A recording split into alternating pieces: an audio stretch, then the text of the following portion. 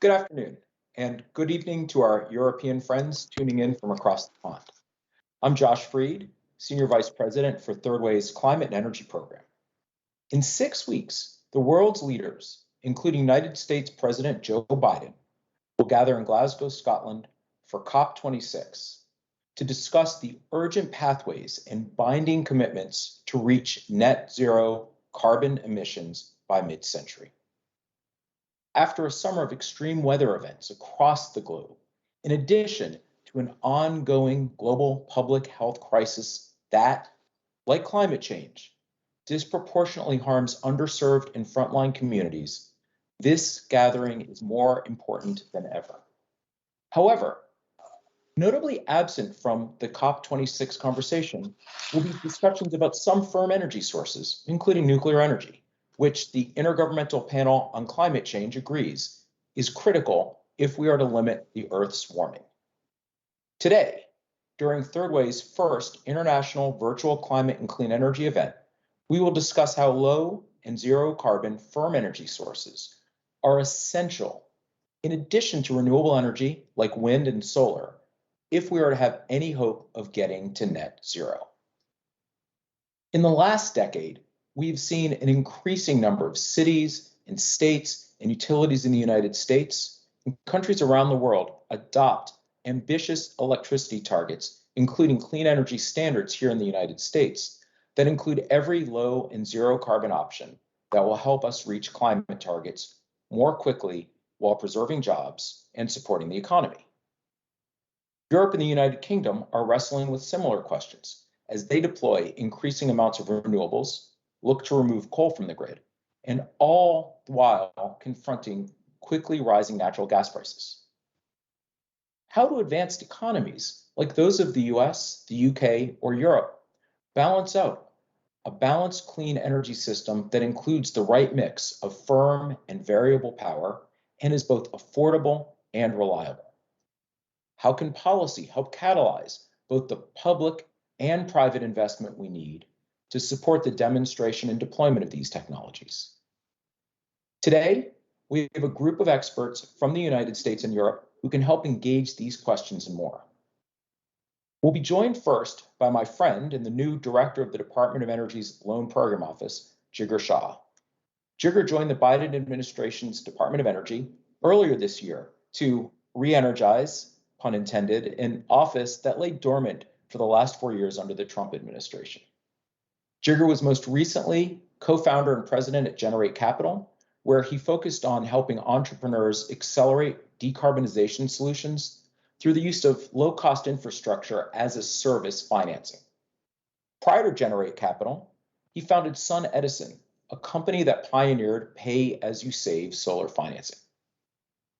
Jigger has seen financing of clean energy sources from nearly every vantage point, and he brings that experience to the Loan Program Office to help meet the president's goal of 100% clean electricity in the power sector by 2035, and to ensure that it's done in an equitable way and in a way that grows jobs and stimulates the economy.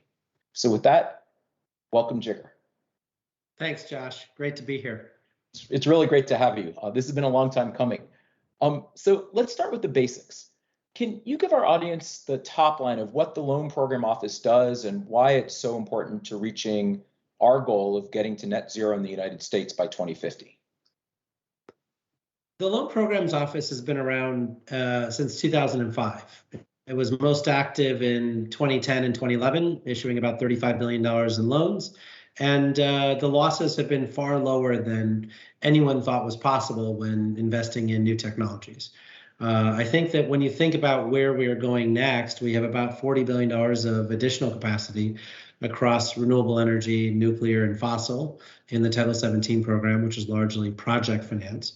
Then we have got another $17.5 billion in ATVM, the Advanced Technology Vehicle Manufacturing Program, and then about $2 billion in the Tribal Energy Loan Guarantee Program. In short, what I would say is that we're really the arm of the Department of Energy that focuses on commercialization and focuses on building that bridge to bankability. I think we all recognize that if we're really going to tackle climate change, that we need to be at $1 trillion scale. Right, that's the only scale that really matters to get carbon emissions to come down at the speed and scale that people are talking about going into Glasgow. And so the question becomes, how do we get technologies that aren't solar, wind, lithium-ion batteries, electric vehicles at that scale? And that's really around building this bridge and getting everyone to buy into the bridge, right? Getting the private sector and others to all opt in so that we can get technologies commercialized faster. You talk about sort of that being the bridge. Where in the innovation ecosystem does LPO do most of its work, and what stage of technology readiness is LPO really designed to support?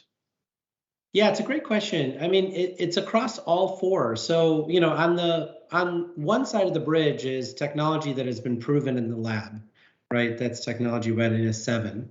And then on the other side of the bridge is full commercial market participation, right? That's the solar and wind industry today. And so the 4 segments inside the bridge are really first of a kind deployment, right? You got to take lab scale technology and prove it works in the field. Then you've got to have engineering excellence, right? You got to actually be able to do it again, second, third, fourth, fifth locations.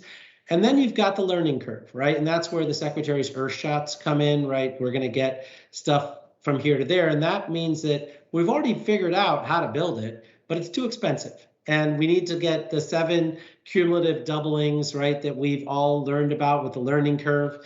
And then the last part of the bridge is, the misunderstandings of the commercial debt markets, right? There's a lot of things that have come down the cost curve, and the commercial debt markets still don't see it as in their best interest to engage, right? And that is that last portion where it's really just inertia.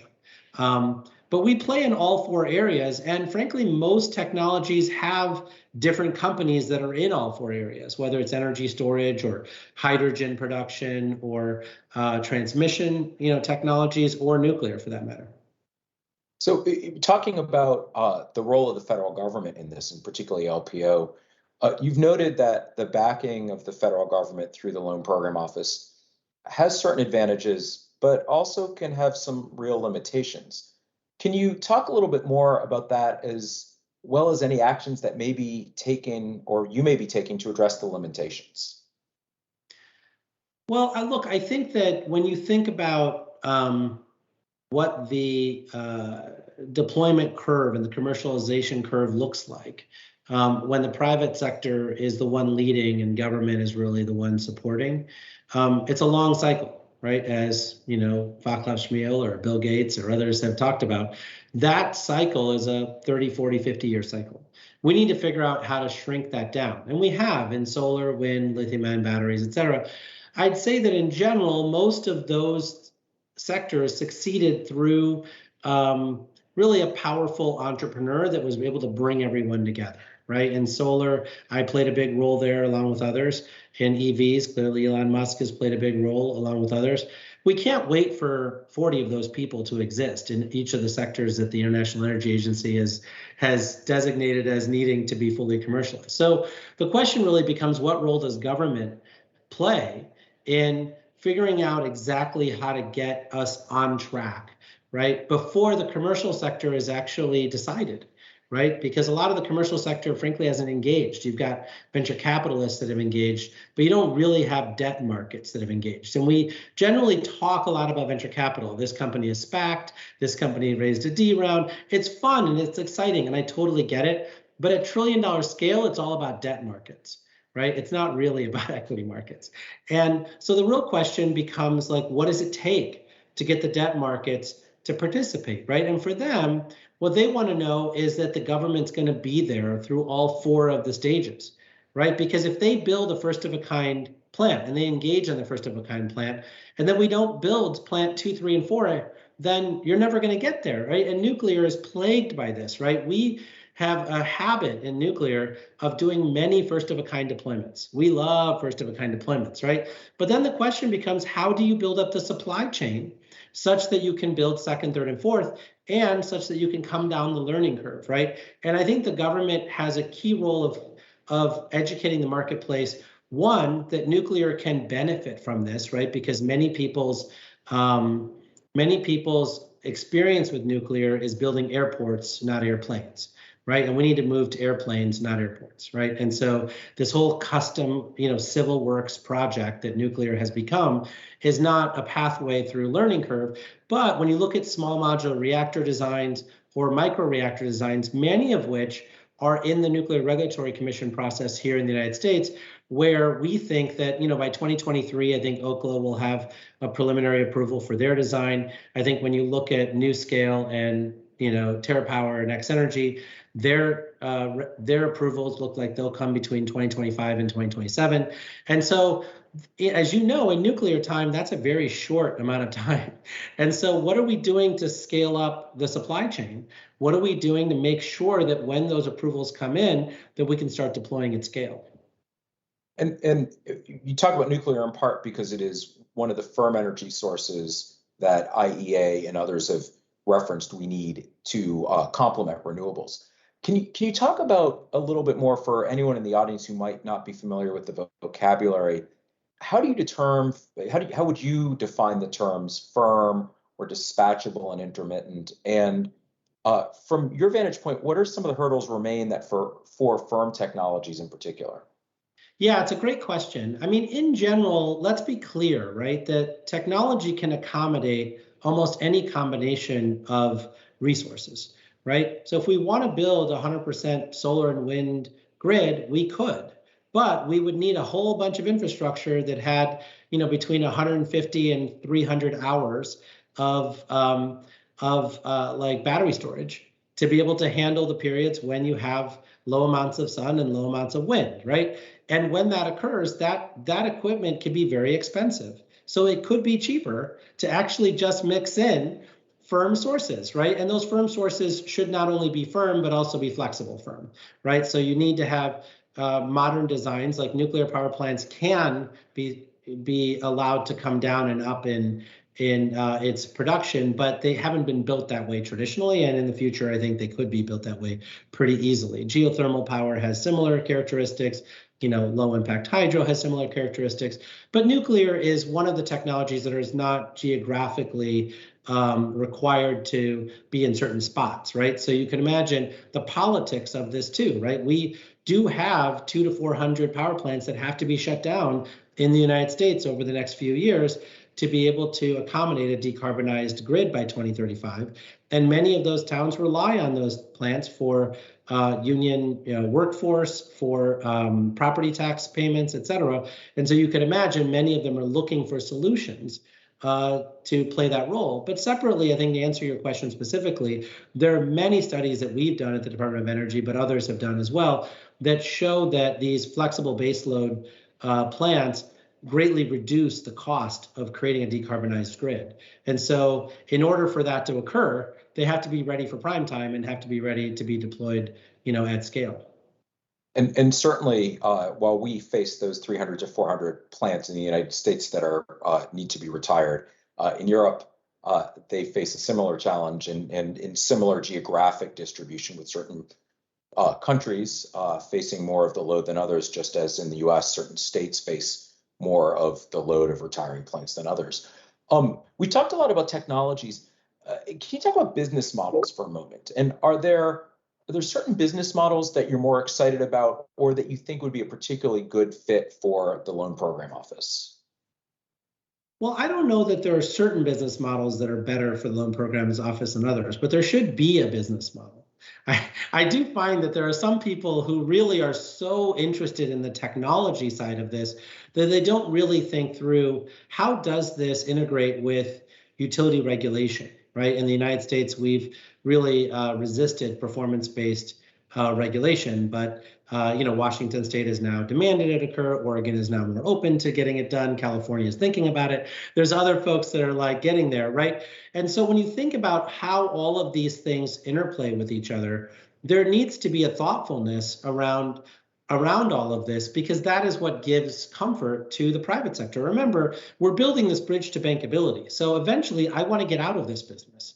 And so that means that the private sector has to come in at least at $100 billion scale, because that's the only scale that actually matters to get the cost down, right? Because if you're going to do these 7 or 8 cumulative doublings along the learning curve, And so that you want to get nuclear into the single digits and mid-single digits in terms of cost per kilowatt hour, you need $100 billion of deployment of these technologies. And so for those private sector players to want to participate, they're going to want to know, what is the regulatory construct going to look like? How are these resources going to be prioritized within transmission planning systems, right? Is it going to be a free-for-all where everyone gets access depending on their position in the queue? Or do different characteristics actually play a role in prioritizing the transmission queue and making some folks get prioritized over other folks, right, depending on the mix in that region? And so a lot of these issues go to the business model that you're talking about, because without those getting adjudicated, you don't see how you can attract $100 billion of private sector capital. Yeah, that's extremely helpful, and it's nice to tie in the government role with ultimately getting this out to markets in the private sector and getting the government out of the business of this. One other part of this, given we do have an international audience, and our next panel also is going to be looking at the European side of this conversation as well as the US. How might firm technologies or technologies in general that receive LPO support in the US ultimately benefit Europe and other international markets?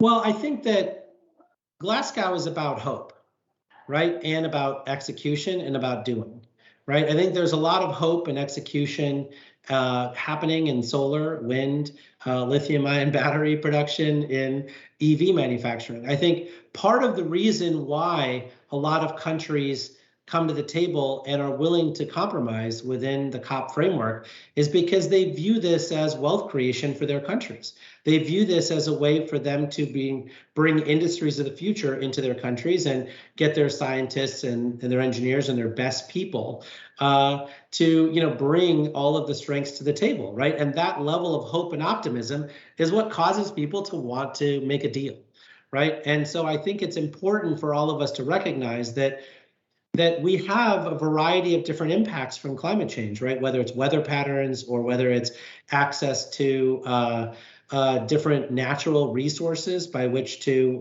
combat climate change and live with climate change.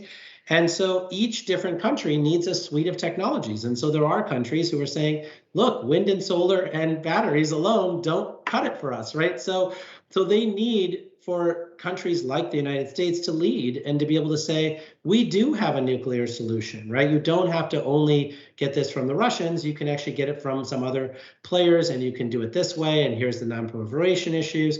You can also look at enhanced geothermal technologies and a lot of the good work that's being done. Remember, we have all this skill that we created here in the United States through the fracking industry around Halliburton and Schlumberger and others around how to characterize the well and how to characterize how to deal with all these micro technology issues, which many countries need expertise in, right? And so when you think about how we invest in these technologies within our country, it then provides a tremendous amount of confidence around our export markets and around the availability of this technology so that people can confidently make these bold claims around decarbonization and know that the technology exists as well as the wealth creation opportunities exist to be able to implement these technologies. Well, that's a fantastic way to end it, with that sort of optimism in international context. As always, Jigger, when we talk, I wish we had twice as much time as we were able to. Thanks so much, especially given how busy you are standing up the program and evaluating everything to give us the time that you were able to today. Really appreciate it and really enjoyed our conversation. I'm now delighted to welcome and introduce Fiona Harvey, the environment correspondent at The Guardian, who will moderate the next panel. And this panel will last for about 30 minutes, after which we'll conclude with a 10-minute audience Q&A. Please feel free to submit your questions through the panel underneath the video on this webpage. So thanks again, Jigger, and I'll turn it over to you, Fiona. Thanks, Josh. Well, thank you to both for a really riveting fireside chat there. That was a great introduction as well to the panel. And thank you to our audience as well. We are thrilled to have the lineup of speakers that we have for you today. We are going to have Anne Mettler, Vice President of Europe at Breakthrough Energy, Daniela Lulash, Head of Policy and Coordination at the Nuclear Energy Agency within the OECD, and also Lee Beck, who is the International Director of Carbon Capture at the Clean Air Task Force. Those are our three panelists, and just reminded you, let me just repeat, there will be a Q&A after we've had this panel discussion, to which all of you in the audience are very welcome to submit your questions in the chat, and we will be able to see them, and I can put them to our panelists. But first of all, it's my prerogative as the chair here to put a few questions to our panelists of our own. So I'd like to start off with a question that I'll put the same question to each of our panelists to begin with, and it's this.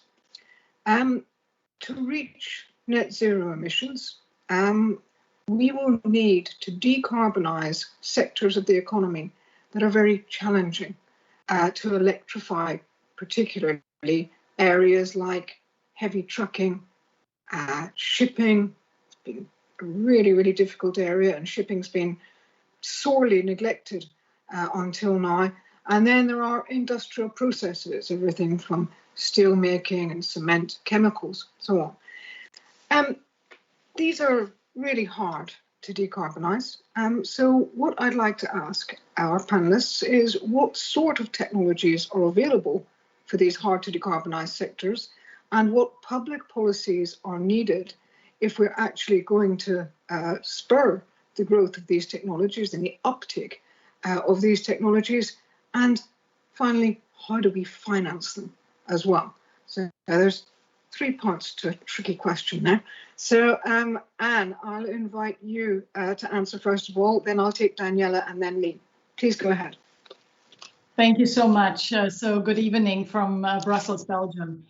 Look, I mean, if anyone had the answer to your question, we'd all be very well off. But I think what is important in the public policy debate right now is that we are really zeroing in on these hard to abate sectors.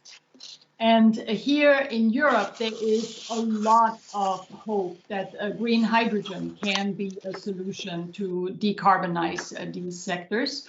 But of course, and it was just mentioned in the previous panel, right now it's way too expensive. So a lot needs to be done to essentially de-risk this technology, to make it more affordable and to scale it up. And on the financing, there is a lot that needs to be done, because right now there's just a lot of talk about this technology. And in Europe, pretty much every country has a hydrogen strategy.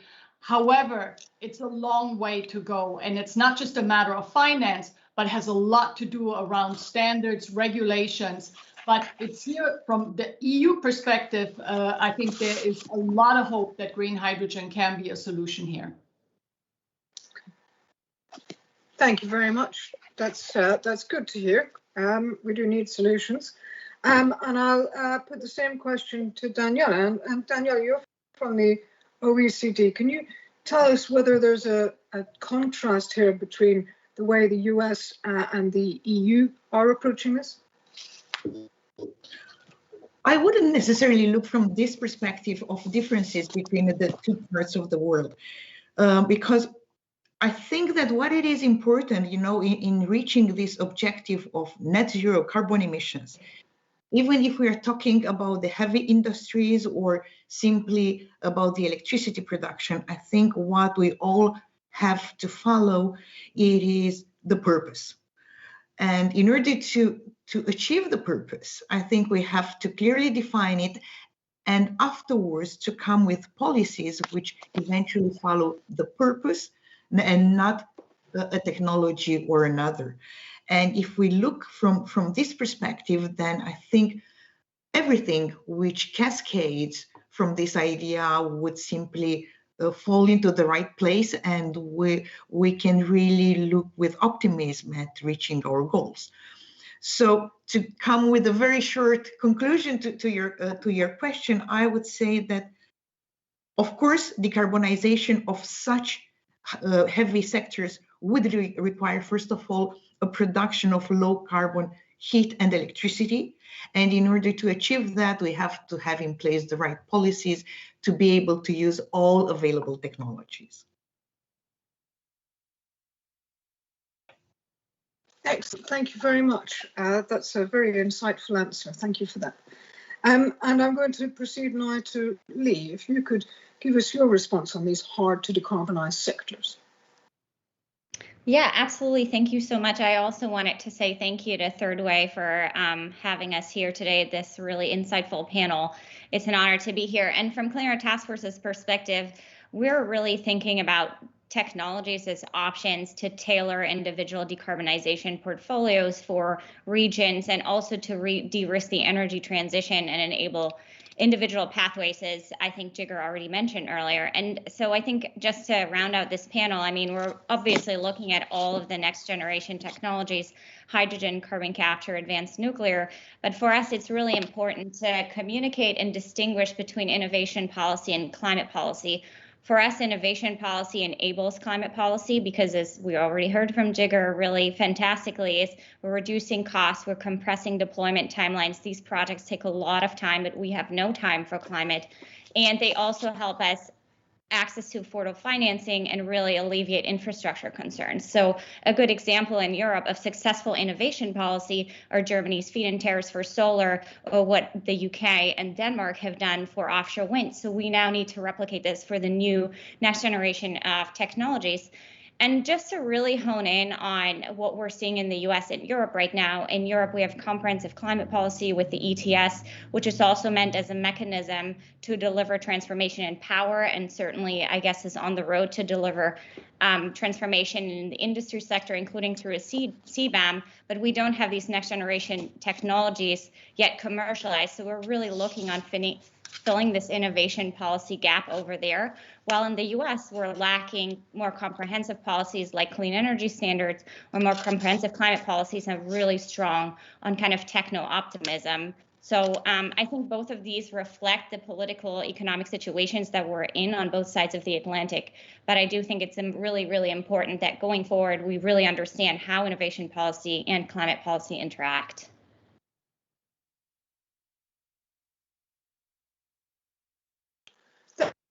Thank you very much. That's very useful to get that insight into the differences there. I'm going to follow up on some of the points you've just made.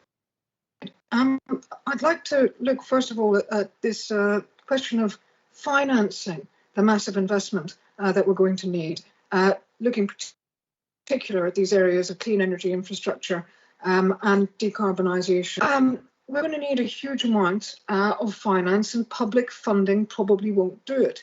So how can we use public policy making to get private finance engaged and to get that investment that we need from the people who really have the money, that is the private sector? Anne, if you could take that on for me, please.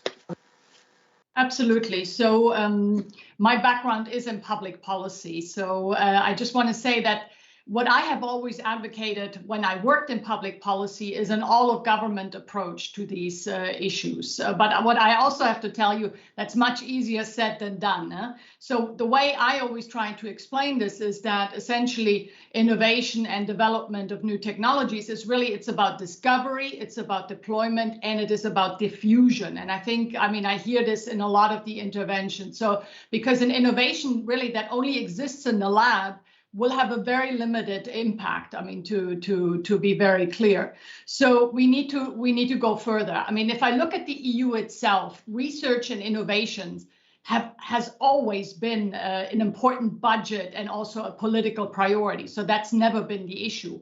Nonetheless, I would have to say that the EU oftentimes, unfortunately, has not lived up to its potential.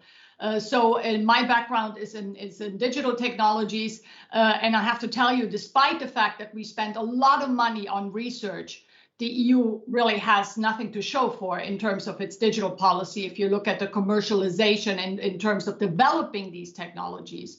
So I don't want to see that repeated in clean tech. And this is why I think it's so important that this not only be about research, but it is really about sort of these stages throughout the innovation cycle. So also not just about discovery, but really sort of the deployment and the diffusion.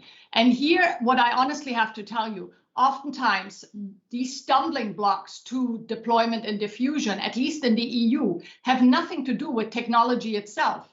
This is oftentimes about the fragmentation in the European markets. This is oftentimes about different standards and different regulations in different countries. This is very important to understand. A lot of what holds these technologies back has nothing to do with technology itself. It's much more about the regulatory environment. And here, this is really plays to or explains why policymakers need to really engage around this. And I agree with what was said previously. This is not just climate policy, and frankly, also not just innovation policy. This is industrial policy. And this is why when the European Green Deal was introduced, President von der Leyen, the president of the European Commission, was very clear that this is now the new economic policy. And it goes back to the point I made previously about a whole of government approach. So if I look around the world, the Europeans really, we are trying to make this happen. And if I look at what gives me doubt, it is not the early stage of the innovation, the research, where the Europeans are very strong. It is about the later stages, about the deployment and the commercialization. And this is why, from my perspective, this is what I would encourage policymakers to really hone in on, because it's not just a matter of money. Everything needs to come together. It's a huge task.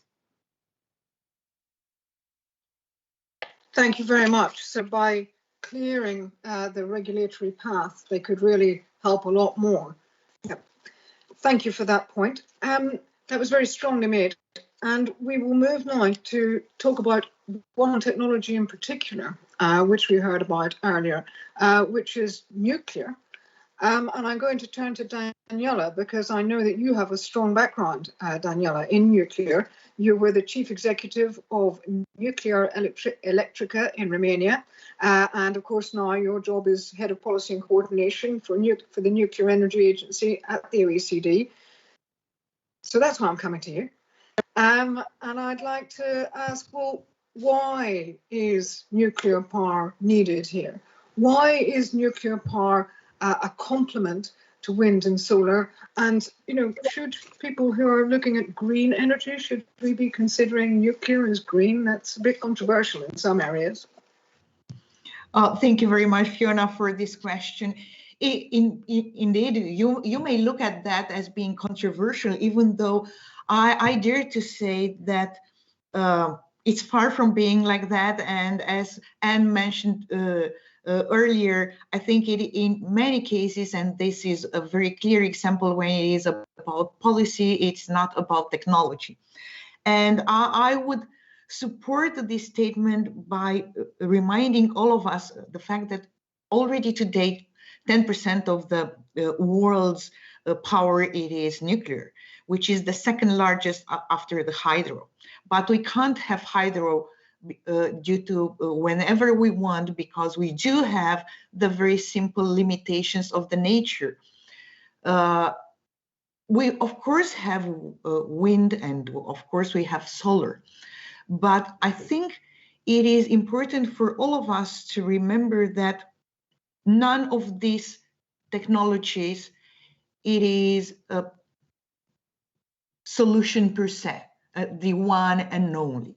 And having that in mind, I think it is also clear that if we really want to ensure to our modern societies the possibility to continue to benefit of reliable and affordable electricity, nuclear, it is part of the solution. And we already have a number of studies from a number of international organizations, from consultancy companies, from whomever you may want to consider who have studied this matter.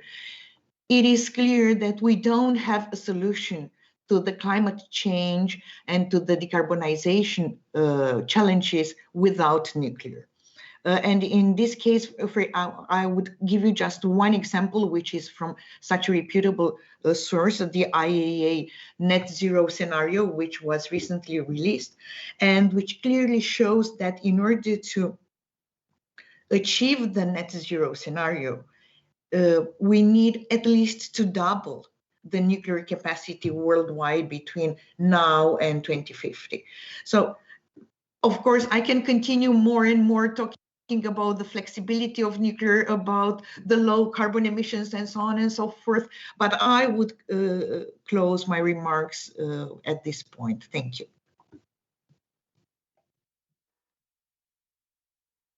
That's great, thank you.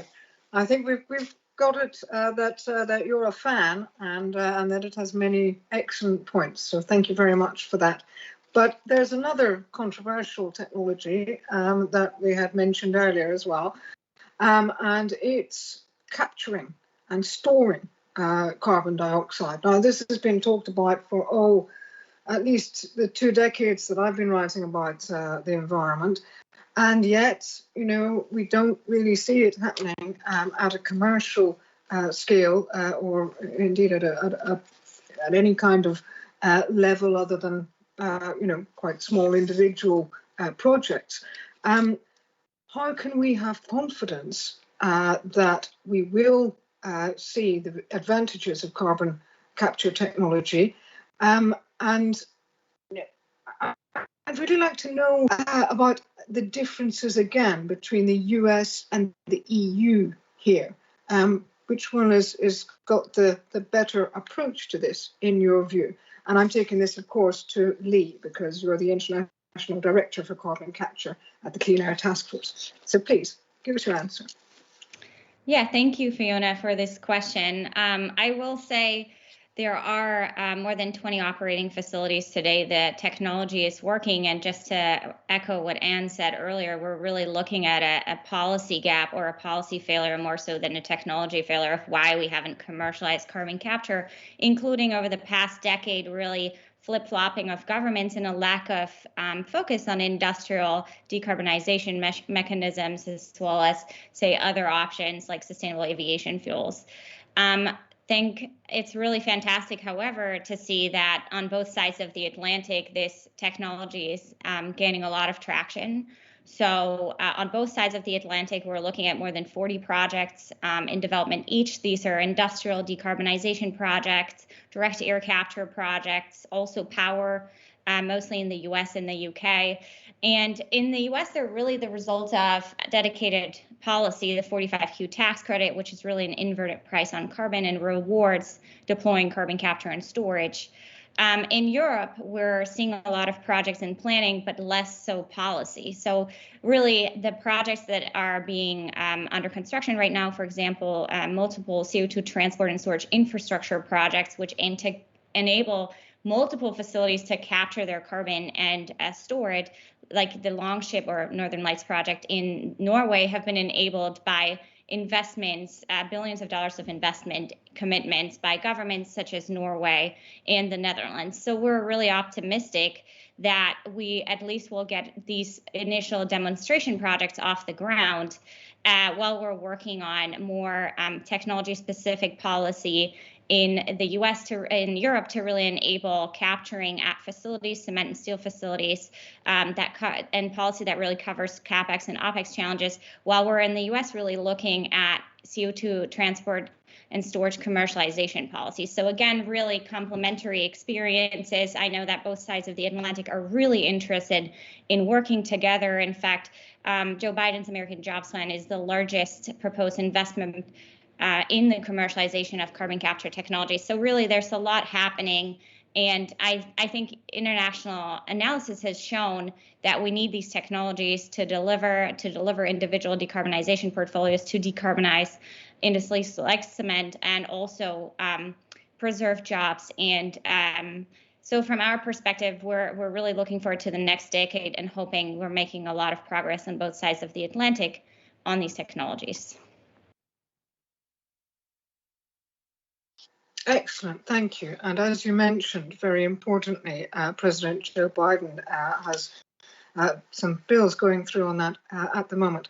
I'm just going to turn now to Anne, because I'd like to know what kind of collaborations you're pursuing in Europe, looking at catalyzing investment in clean energy technologies. We've seen, I know there have been issues, but we've seen, the growth of renewable energy in particular in Europe in the past couple of decades. So there have been some successes there.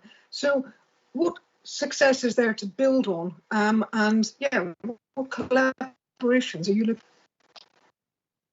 So in Europe, we have a number of collaborations, but the ones that I think are most pertinent for the context of this discussion is really what we're doing with the European Commission. And here, I think for both of the projects, which I'm going to explain in a minute, it's sort of what we are trying to do is essentially create a new generation of public-private partnerships, sort of where each side brings their knowledge, their expertise, their assets, and also their commitments. I mean, I said before that I come out of public policy. I now work at Breakthrough Energy, and I can tell you from my perspective that the private sector has a level of expertise, has experiences, works in a way that simply is not possible in the public sector. But the public sector has the power to establish standards, do the regulation. So there really is a lot to be won by both sides working together. Now, let me briefly explain the two collaborations, if I may. So the first one is called Breakthrough Energy Ventures Europe. This is a 100 million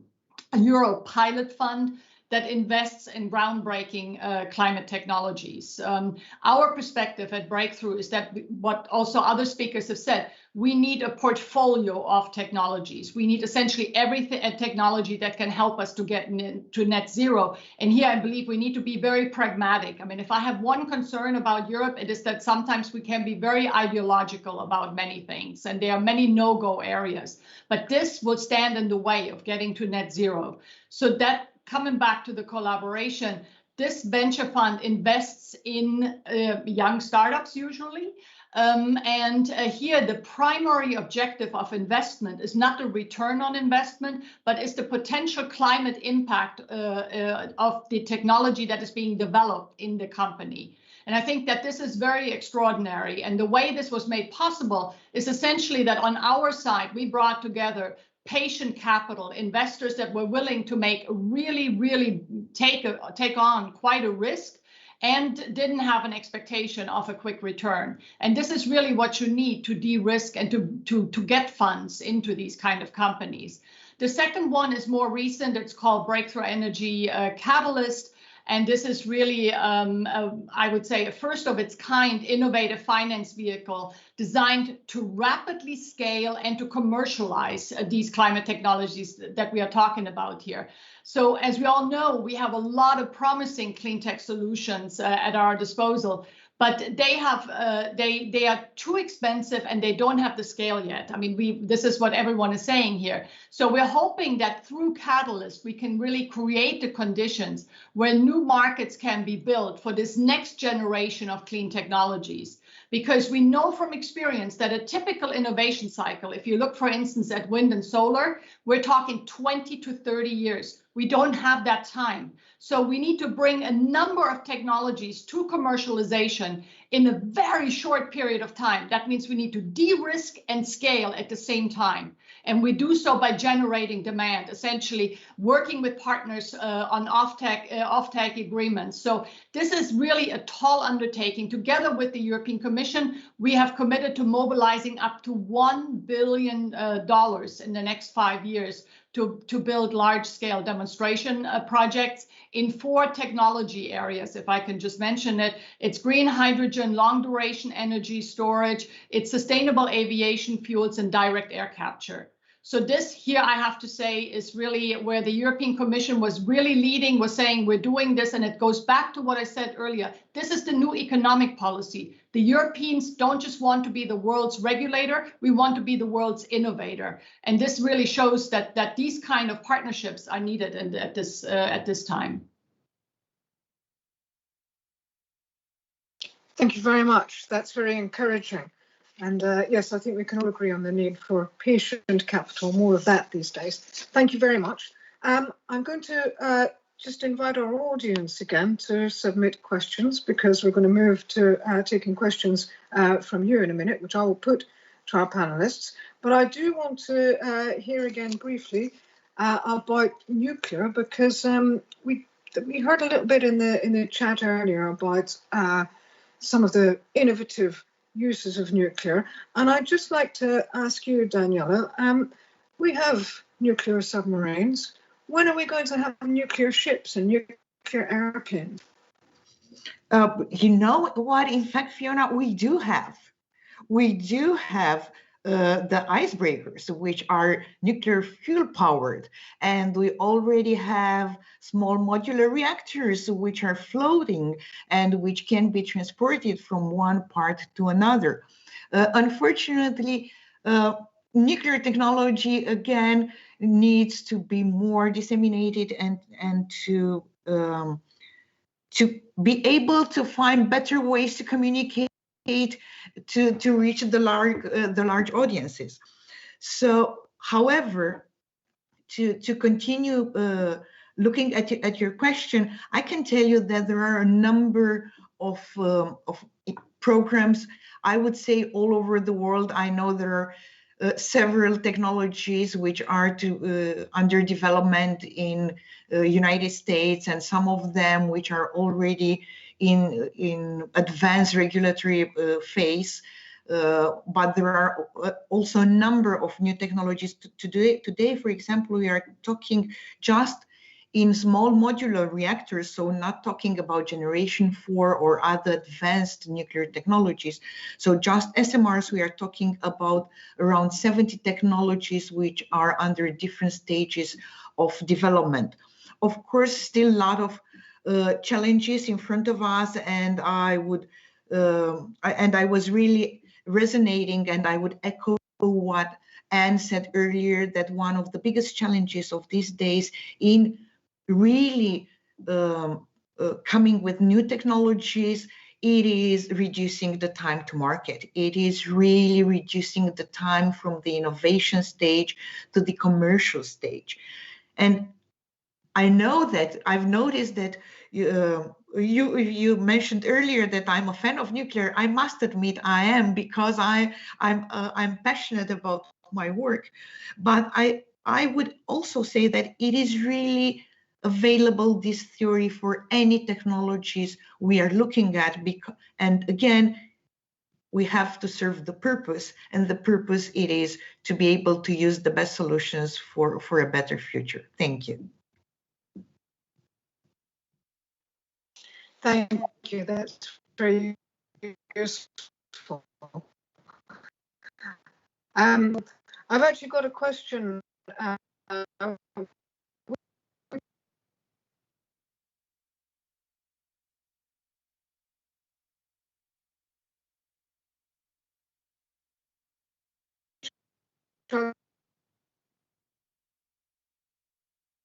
You don't worry about it.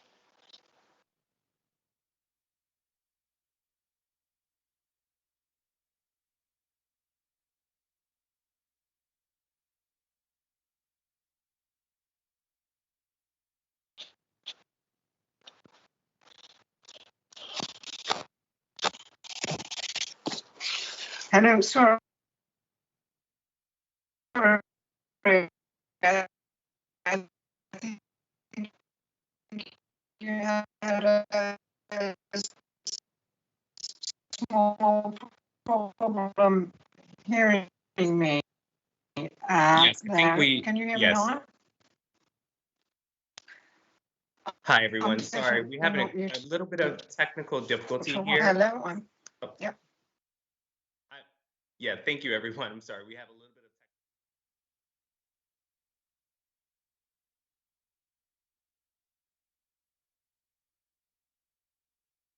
How do these technologies affect the decentralization of power grids, which can be US, EU, member state, are much more local? Lee, how about I pose that one to you? Yeah, thank you so much for this question. I think in general, I'll put a kind of cleaner task force spin on this question. I think in general, we want to, as I said earlier, enable each community to really access the decarbonization technology it can. So I think having a diverse portfolio of technologies available will allow for that decentralization. but it will also, of course, allow for the centralization where we really need that clean, firm power to be dispatchable at any minute. So I think optimizing the grid for the deployment of a diverse suite of technologies is really, really key. And also from a cost perspective, we just need to make sure that all these technologies are on the table to really optimize a decarbonized grid over the next 15 years in both on both sides of the Atlantic. Awesome. Thank you for that. And then I'll just hop to the next question was for Daniela. How can we, you were talking a little bit about advanced nuclear a second ago, how can we successfully deploy advanced nuclear technologies? What are some valuable end uses for nuclear power in a decarbonized economy?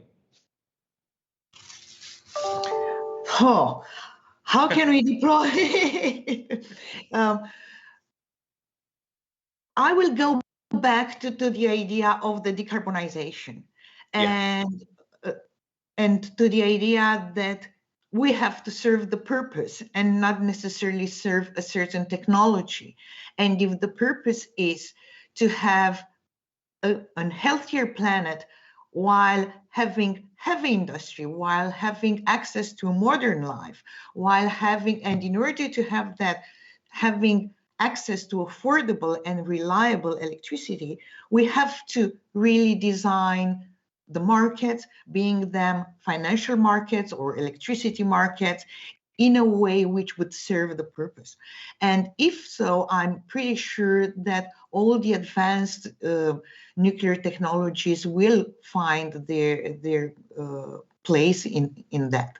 And the proof it is, as I just mentioned, the fact that we do have 70 technologies, innovative technologies for SMRs. It is the proof that, yes, it is a place there for such a deployment.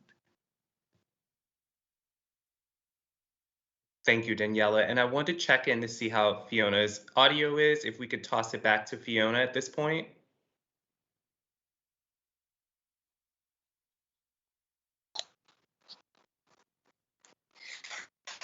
Okay, we'll just hold. I'll just go to. Is that better?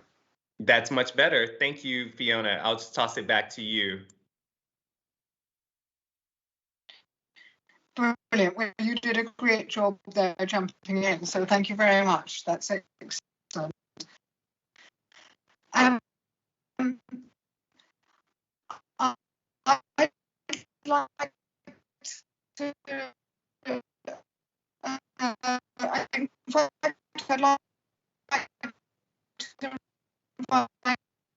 And I'm going to apologize to the audience again. We're just, as you know, we are in the age of COVID in a virtual environment where we have to roll with the punches. I'm going to hop to the next question. And just to introduce myself to everyone, I'm the Senior Communications Advisor for the Climate and Energy Program at Third Way. My name is Jared DeWeese. So given policymaker insistence for 100% renewables, wind and solar, and environmental opposition to nuclear, what are the means to advance dispatchable energy? And I'll toss that to you, Lee, if you want to take that one. Yeah, absolutely. Thank you so much for this question.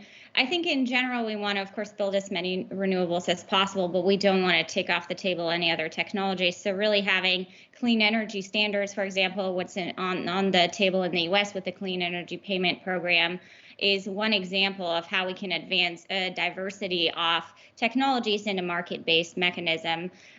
There is, of course, in Europe, the ETS that is used as the main way to decarbonize the power system. So climate policy like this really already allows for enabling a diversity of technologies to be deployed to decarbonize. But we also, of course, want to make sure that in general, we're creating an enabling environment for all of these technologies, including carbon capture and nuclear, which have certain policy challenges. And I did want to also jump in on the previous question for end users. I think we also should be thinking about nuclear and carbon capture in the context of just in general producing energy vectors, not just electricity, but also, for example, clean hydrogen, with which we can decarbonize end uses such as high heat, zero carbon fuels for shipping, for heavy duty transportation. So I think there's a lot of different ways we need to think about the grid for enabling full decarbonization across industries. Thank you for that, Lee. And what sort of policies have successfully uplifted clean energy industries in Europe in the past? Oh, I think there are quite a few, but let me, one was already mentioned earlier today. It was the renewable feed-in tariffs, which started in Germany in the 1990s, early 1990s, I have to say. And that was essentially a guaranteed price for renewables. And it wasn't a surprise that as a consequence, renewables were produced and sold, and the eco-electricity, or what Germans call Ökostrom, that increased from, I believe, around 3.5% in the 1990s to 43% this year, so quite sizable. However, what I will say, and I looked this up earlier today, actually this year the percentage of the eco-electricity was lower than last year. Why? Because there wasn't enough wind and there wasn't enough sun. So this is, and what happened as a result is that in the first half of this year, the predominant source of the electricity came from coal. It didn't come from renewables. So this is also something that we don't want. And this is precisely why conversations like these are so important, because while we all love renewables, there still are major obstacles, which means that we do need to invest in long duration energy storage. But coming back to your question, just real quick, I think I should also mention the ETS, the EU emission trading system, which I think has been a success. It has helped with decarbonization. The ton of CO2 now costs around 60 euros in Europe, so that is quite sizable, especially in global comparison. And lastly, maybe I mentioned, and this is something I worked on a few years ago, was battery production, because Europe was nowhere in batteries. And the last commission started what they called a battery alliance, an EU battery alliance. And it really brought sort of all the actors along the value chain together, including the off-takers, including those that would buy these batteries. And I would say, I mean, within a couple of years, we really put ourselves on the map when it comes to global battery production. So this is not bad. And here really goes back to what I said earlier. Policy does matter. Interventions are needed, but they need to be smart. And here I think one can look to Europe for quite a few good best practices. And the US to Europe collaboration is incredibly important. Thank you, Anne, for the answer to that. That's all the time we have today with our panelists. Thank you, Anne, Daniela, and Lee, for participating in this fascinating discussion. Thank you, Josh and Jigger Shah, for their discussion on the Loan Programs Office in the United States. And thank you to our audience, and thank you for your patience with us today with our technical difficulties for our first international virtual climate event. Keep an eye out for a follow-up email with more information on how Third Way and our panelists are working on advancing clean energy technologies discussed today. Thank you all, and have a great afternoon and a great evening to our European partners.